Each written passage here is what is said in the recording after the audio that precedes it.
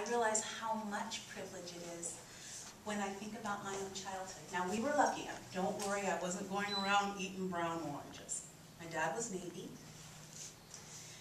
And we went to the commissary, and when we lived deep in Logan Heights before we moved on up and went to National City, we were one of... See that coming, did you?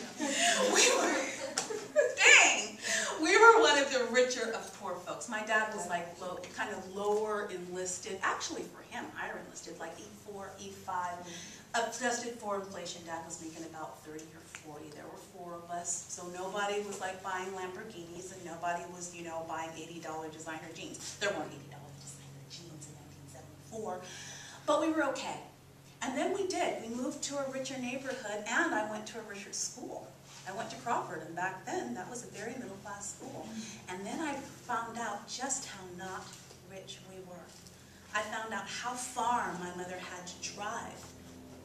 I was used to getting in a car and driving for 15 minutes, either to the base or to someplace else to get fresh food. Then I started having friends. And I'd go shopping with them and their parents. It's not 15 minutes to get to Vons if you live around here. You got your Vons, you got your Ralphs. They didn't have that Ralphs back there, but it was fast. You didn't have to worry about it, and you certainly didn't have your mother picketing grocery stores on Saturdays, and you're like, oh my gosh, she's picketing a grocery store, everyone's gonna see her. Now I realize what a courageous act my mom did in the 60s and 70s. She wasn't bringing that milk home to her kids, thank God, but other mothers were. She was not feeding her kids bologna where you had to cut off half of it, and paying more for it. This is going way longer than I wanted to, and actually I'm going to print out some of these remarks, and if you want them, they're going to be available, because I found some amazing things. Interestingly enough, most of the statistics I found are from out of San Diego. Why do you think that is? We are a border town. But why do you think there hasn't been any systemic studies about race and class in the food distribution system in this town? Being a border town is a huge part of it. You know, we're almost half Latino, and you know, who cares what Latinos eat? We don't make this kind of distinction because the people who are in power, it's not worth it. And to a point, academic places don't find it worth it either. No one's getting a grant to study basically food patterns in low-income or lower-income areas. And when they do, it's talking about them. We're gonna, I have to, I'm getting myself depressed, and I don't have my antidepressants here, so I need to get a little bit. You know, I stayed up all night preparing this, and I forgot to take my Prozac.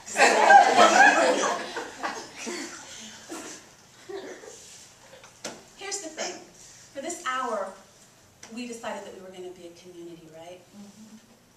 How's it going? How you feeling? It's good. Fantastic. What happens when... Interesting. Hopefully we become proactive. And more passionate with each other. Passion is good. Focused passion is better. There is a saying in not just food justice, but racial justice, anti-racist and anti-classist studies where they talk about allies. I like that. Because we told each other where we lived, who we are, but we didn't say where we lived, did we? We didn't say what car we drive. We didn't say what our dad does for a living. We didn't say what we did for a living. I have sat on bus stops and have had people, while I'm waiting for a bus, which is sometimes why I take my car to work now, when I'm waiting for a bus, because I've got this open face. Everybody talks to me, right? And I'm sitting here. People will tell me about their hernias. They'll tell me about their kid who's in jail. They'll tell me about their sex life or lack of sex. They'll tell me just about anything. But we don't talk about wage and class disparities. We do not talk about what it actually really does mean to live in La Jolla as opposed to National City. We don't talk about what it means to live in Solana Beach as opposed to Spring Valley. We don't talk about the enormous effort that goes into being poor. Not just price. Being poor is costly.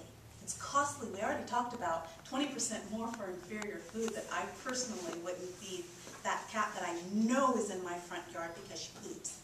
I don't even know the cat, and I wouldn't serve her the bologna. They pay more for it. They have to work harder to get it. And so, when we start talking about being an ally, we have to look at kind of certain things that we're doing, certain things that we want to say that we're doing, and we have to look at some things. I know I was supposed to be happy, but when we're talking about being allies, I need to erase things. When we're talking about being allies, what do I mean? What are some of the ways that we could be allies to each other on the struggle? Those of us who are privileged, however that's defined, race or class or both, as opposed to those of us who we know are not blessed with that privilege. What are some of the things that we can do? I'm open. Have chalk, will write. If you have access to people in power, then you need to utilize that access to create greater awareness of disparities. That was huge. That's big. Give it to me in like 5 words. 5 words? Yeah. Elevator sentence. If you have access to power, influence it. Yes. Can we just say, acknowledge, I'm just going to put words in your mouth, acknowledge power and influence and use it constructively? Sure. How does that sound? Am I getting it halfway right? Yeah. Because we all have access to power, you know what I mean? Every time I've sort of alluded to this before, I feel like every time you spend money somewhere, you're exercising your power, I mean, to the extent that you could get to somewhere else. I mean, that's, I guess, debatable, but,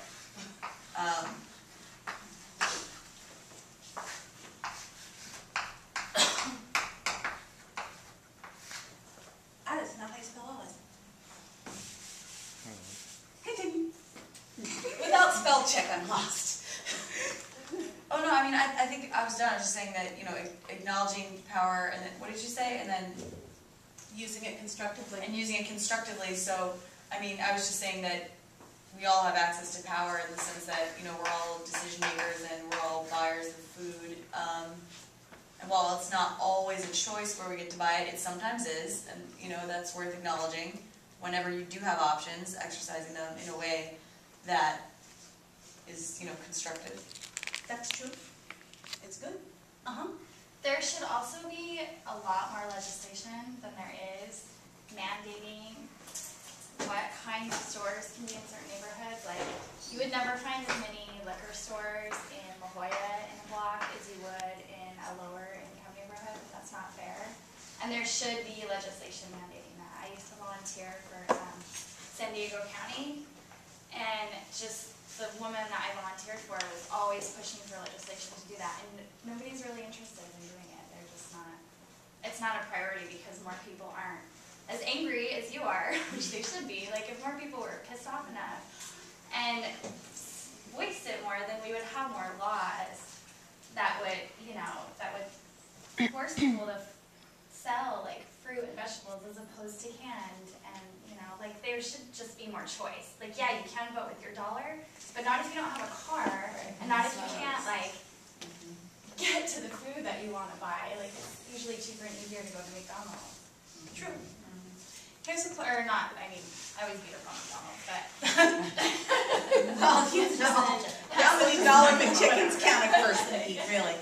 How do I know that there's a $1 McChicken? I don't know that. We're going to talk about food purity as opposed to food justice in a little bit if we have time.